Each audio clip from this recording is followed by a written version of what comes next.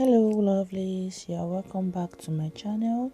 Today we are making jollof rice, the famous jollof rice. As we prepare the meal, I will mention the ingredients we use, yeah, and also if you want the full recipe and the full list of the ingredients, you can just check the description.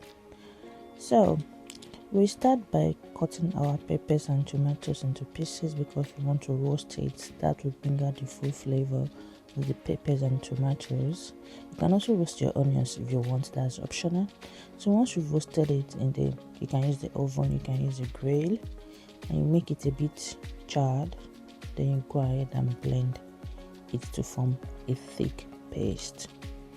So once you've done that, you heat up the pan, and once it's hot enough, you go in with your tomato paste and then you fry it till it's a bit dry. Yeah. So as usual, as I usually do, I bring gist about the food I'm making, the history and everything. That will also be done in this video. So once you've added the tomato paste, you stir till it's dry. Then you go in with the pepper mix. You can see how it's very thick and it's a bit dark because of the charred peppers and tomatoes. And then you fry as well. So the origin of jollof rice, you'll be surprised that it's not Nigeria, it's not Ghana, despite the jollof wars between the two countries. So it's dated back to Senegambia region, like 14th century. Just imagine when Senegal and Gambia were still together. So it was dated back to the region then of Senegal and Gambia.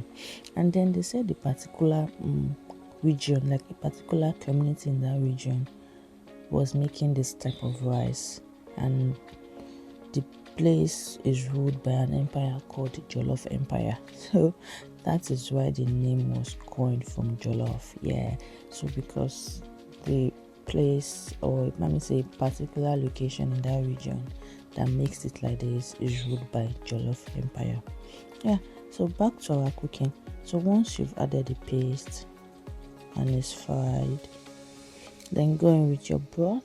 The broth can be made from any protein of choice, from chicken, from turkey, from goat, from beef. The list is endless.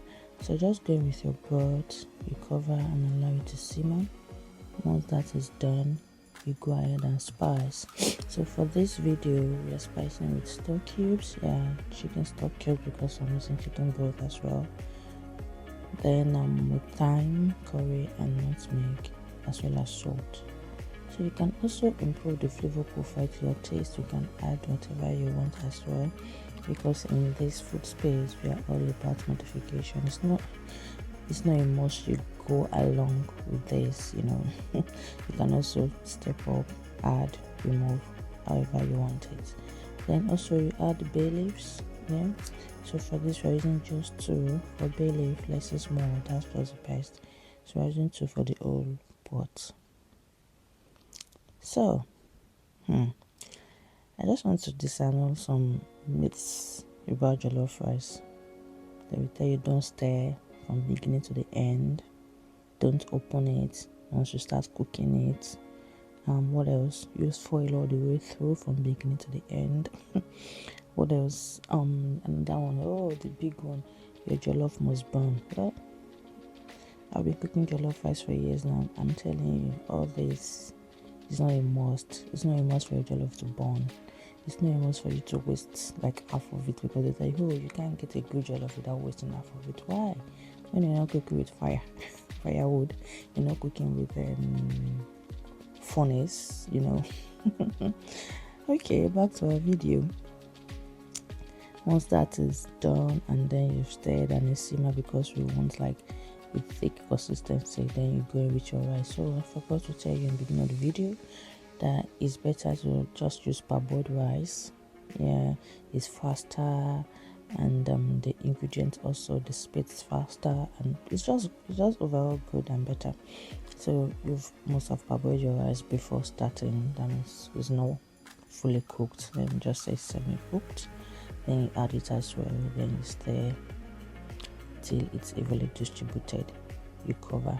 So at this point you have to use low heat so that it won't burn and it won't cook faster than you want it to. So once it's like okay, the water is getting very dry, then you can remove your bay leaves. So after that we stir, then we're going with our onions. I like to use the onions towards the end rather than the beginning because the flavor is just so good. It just gives this umami flavor.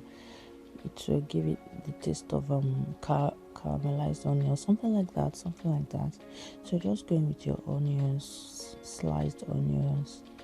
Then this is the point at which you cover with foil, because the juices from the onions will just blend with the rice and other ingredients, and so you go with the foil, cover up because we need the pressure.